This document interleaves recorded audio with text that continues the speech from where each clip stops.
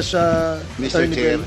with all due respect, Mr. Chair, the Sunday bombing of Davao City is known to me personally. Because at that time, I was the chairman of the Human Rights Committee of the Point of order, Mr. Chair. What is the point of order, Congressman Acop?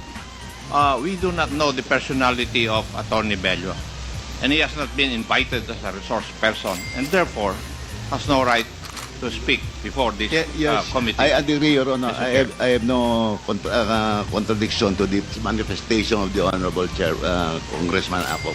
But I just want to inform this body of what the Easter bombing is all about. Because the Honorable Congressman Luistro mentioned about it.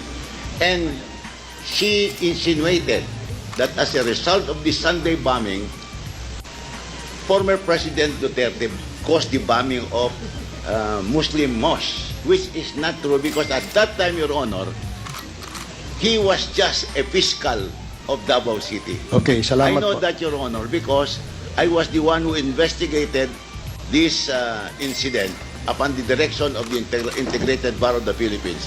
So, for the record, Congressman Luistro, Mayor Duterte or President Duterte was a fiscal at the time of the bombing of the San Pedro Cathedral. Okay, It thank is you. not true Thank you, that he Attorney was the Bello. mayor. Your manifestation is noted. Thank you very much, Your Honor. Mr.